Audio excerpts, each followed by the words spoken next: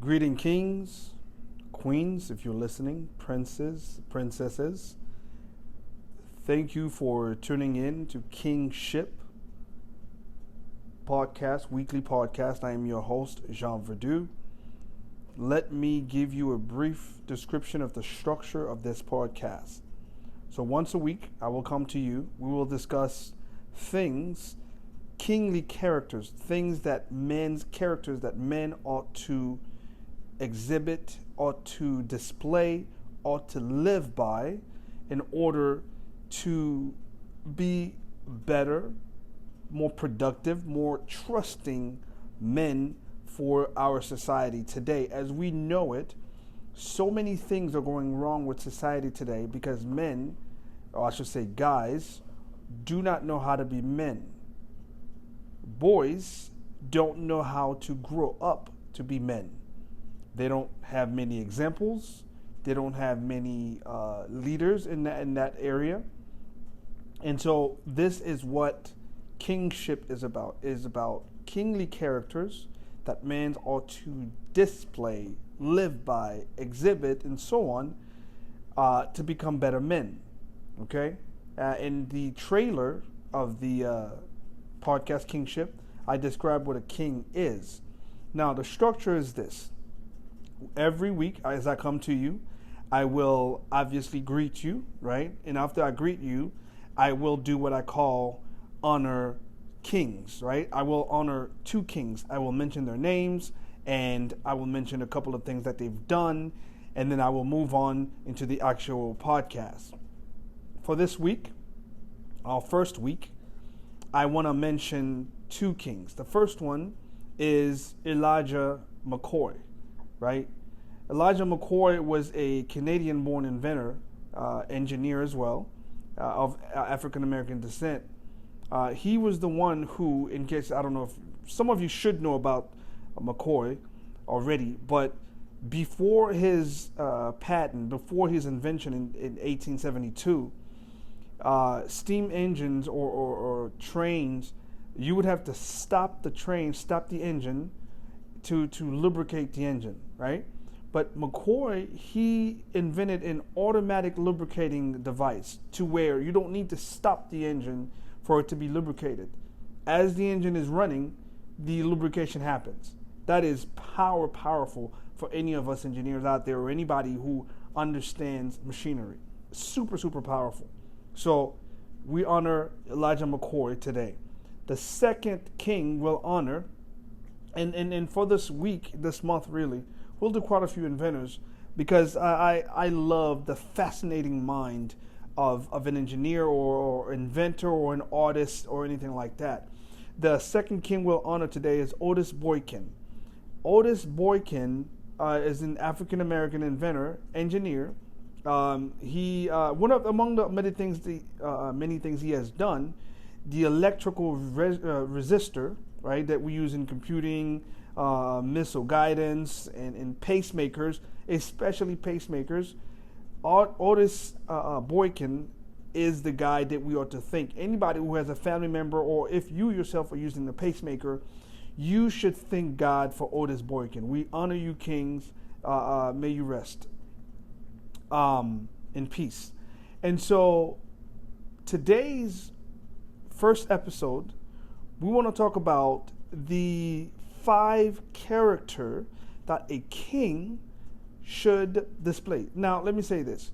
When I say king, listen, don't get, childish with the definitions, right? We're talking about men, right? A guy who desires to be good men in his life, okay?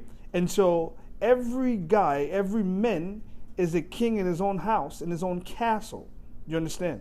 So every man is his own king in his own castle with his queen, hopefully. And so these characteristics that we're about to discuss, every man should display these characteristics. Kingly characters. All right? So, without any further ado, let's get into it. Now, they're not in any particular order, so which means that, one, you may think, well, that should come first or that should come second. Sure, maybe you're right, or maybe not. But what I'm saying is, these characters, whether I start one that should have been forward, blah blah blah, it doesn't matter. You need to have these characteristics. You have to have them. And listen, if you don't have them right now, that's fine, right? It doesn't mean you it's over for you or anything like that. No. That not at all. You understand? We can always learn. We can always learn. So if you don't have these characters right now, hey, this is what this podcast is for. This is what you're listening for.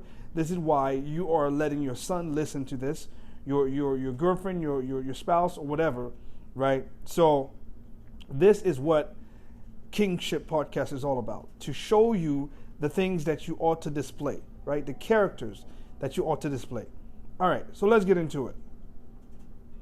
The first character that the king has to have, right, is confidence. The king has to be centered, all right? A man has to have purpose. That's how you find confidence. You find confidence in your purpose. Your purpose gives you confidence, gives you balance, lets you be centered. You are a rock in crisis. Nothing throws you off balance because you have purpose, meaning that you know exactly what you're doing. You know why you're doing it. You know where it's leading you. You know where it's leading your family, if you already have one, or a fiance, a spouse, or it doesn't matter. You know what you're doing on a daily basis. You know why you're doing it on a daily basis. You know where these simple steps, actions, daily actions are taking you in your life. You understand? A king must be centered. He must be confident. You understand? So for those of you guys out there that are chasing females, right, without having a purpose in your life, for your life, first, listen to me. Chase yourself first. Find out who you are. Find out what you're about. Find out what you're best at, right? Find out about your work. Put in the work for yourself, yeah? Find your purpose on this earth while you live, right? And then find a purpose for your family, meaning that, okay, you have a family, you have a spouse, you have children, and so on and so forth. But guess what? Those children will grow up to be young men and young women in their lives, right? So where is this family heading? Like, what's the plan for this family? What is the 5, 10, 15, 20, 30 years for the family? And if you don't have one, king, you ought to have one. You understand? That's what a king does. He is centered, he's purposeful, and he knows what he's doing. All right? That's the first one. The second one, listen to me, kings. This one may sound simple, but it is heavy. A king has to be decisive. A king has to be decisive. If you're not decisive, listen to me. Your life will be like a boat in a stormy sea. You will go to and fro, back and forth, without knowing where you're heading, what's going on, and so on and so forth. In fact, you wouldn't even be in charge of your life. Others will be in charge of your life. Why? Because you cannot decide for yourself where you're heading, why you're heading there, and so on and so forth. In fact, here's the thing. Here's the cure for undecisiveness. Have purpose. No, seriously. Purpose will help you be decisive. And we'll give you an example. Let's say you're an athlete, right? Who is trying to get drafted. As a matter of fact, you've done all the work so far. You are getting ready for the combine. You have a few months to train, practice, get ready for the combine. So you can look much better during the combine than they have seen you throughout your collegiate career, right? And instead, you have some friends that, know people that are doing nothing with their lives that are inviting you to go do this, party, do other stuff, rather than training and preparing for your combine. Now, if you don't have purpose, if you didn't know why you're going to the combine, if you don't know why you have to line up these trainings and exercises and stuff like that to get your body, your mind ready for the combine. If you don't have these plans, if you're not super purposeful and decisive about what you're doing while you're doing it, guess what? When your friends ask you to come out and have fun and party, hit the club and blah, blah, blah, and thinking that you already made it, guess what? You'll do that. You will do it because you don't have a purpose. You don't know what you're doing, where you're heading. A king has to be decisive. Now, let me give you a tidbit that is a little bit, what's the word? Not as on the heavy side as preparing for a combine, but it still shows your undecisiveness. Let's say you go to a restaurant with a date, or whether it's you're first dating the person, or your spouse or fiance, it doesn't matter. Shoot, even with your children, and they hand you the menu, and somehow you can't make up your mind. Well, I don't know what to eat. Honey, what do you think? Well, listen, guy, just pick something. All right, pick something, eat that, and next time you try something else. Right? If you have 2-3 things in mind, pick one. Jesus, pick one, and the next time you come back around, you can try the other one. At least you now know what this one tastes like. And if it's become one of your favorite, okay, so be it. You can get it again, but at least be decisive. All right? The third character that the men must exhibit, must have, here's another heavy hitter: integrity. You need to have integrity. You must have integrity. What does that mean? So, most of us know integrity to be, especially if you were in the military, which I was, right? I am a veteran of U.S. Army veteran. What we were taught about integrity is do the right thing even when there's no one listening or watching. Do the right thing even if you're all by yourself. Do the right thing even if you're all by yourself, no one is watching, no one is listening. Do the right thing. It's good. But here's the thing. What if you have no purpose? You're undecisive. Yeah? How are you going to make the right decision? How are you going to do the right thing? Of course you're not going to do the right thing because you don't even know what you're doing. To do the right thing, you have to be on the right path. You see how it all ties up together? Be purposeful, okay? And that will lead you to be decisive, right? And then you can now make the right decision even when no one is watching. Why? Because if the decision does not benefit the purpose, there's no need to make such decision. So whether I'm in a crowd or I'm all alone by myself, the decision that I'm making is going to damage or jeopardize the purpose, I don't need to make that decision. So you see how integrity, it's almost automatic. It rolls up all in there. If you are purposeful, if you found your purpose, you're confident, right? And you are also decisive, which leads to integrity.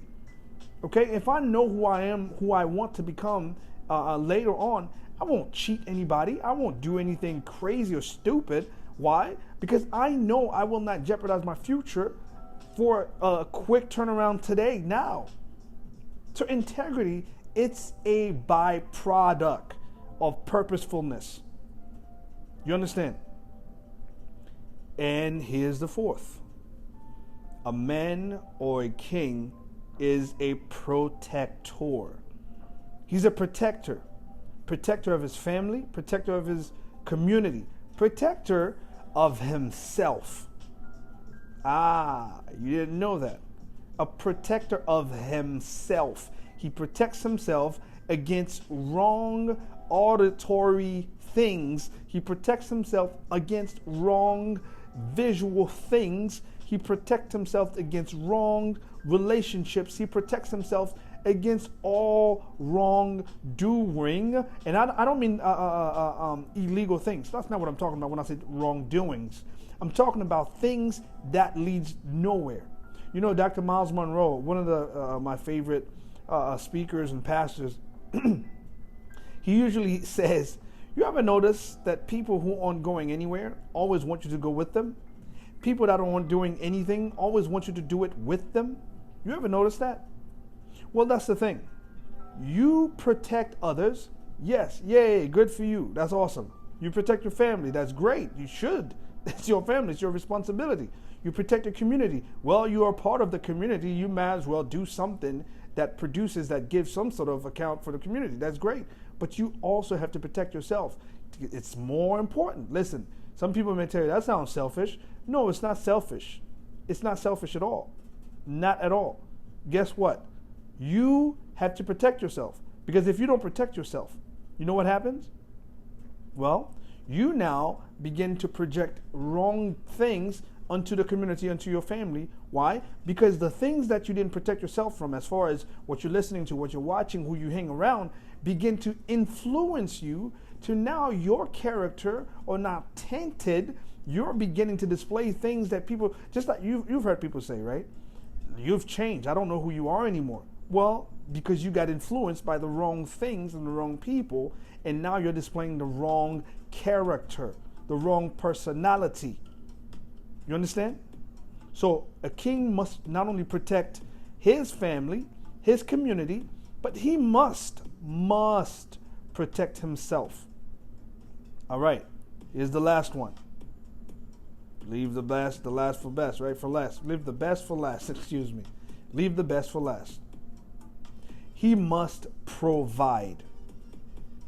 Listen, when most of you hear it, that includes me, when I used to hear such thing, a man must provide, a king must provide. I used to think of monetary, right? I used to think of, well, he has to go out there, get the bacon and blah, blah, blah, and so on. No, that's not the only thing that a king must provide. That's not the only thing that a man must provide.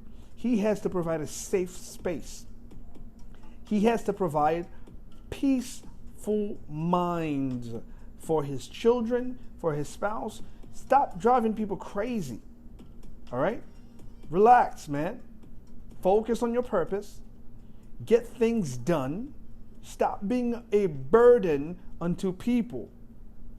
Provide a safe environment, peaceful mind. Do you understand?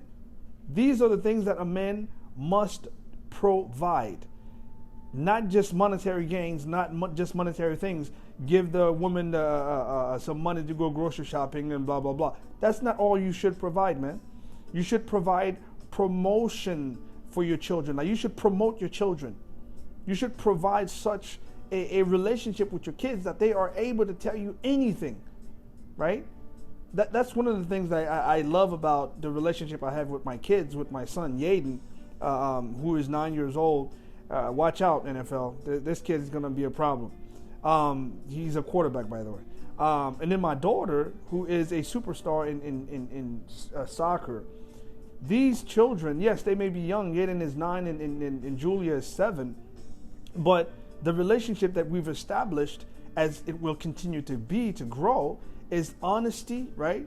You can be yourself. You can express yourself, your dislikes, your likes, and so on and so forth. And then we'll go from there, right? You promote the child. The child wants to be something, unless it is contrary to the family's purpose. You promote that child. You know what I mean? You provide that type of environment. You provide an Eden, as the Bible would call it, to your kids. You understand? That wants to be in the presence of his father, in the presence of the king. The prince, the princess must want to be in the presence of the king. You shouldn't repel your children. You shouldn't repel your spouse every time you come around. All right? You could be the guy who provides $1 million a month to your family, but they can't stand being around you. You're not total package provider. All right? So, again, kings, 5 characters that you ought to have. If you don't have them now, no worries, right? You're listening to this podcast, go back over and over, listen to it, take notes if you must, and then begin to act on those. It may feel a little awkward at first because it's not a habit yet, but it will become a habit the more you display these things, the more you do them. Let's recap. The first one, the king has to be centered, confident. Second, he has to be decisive.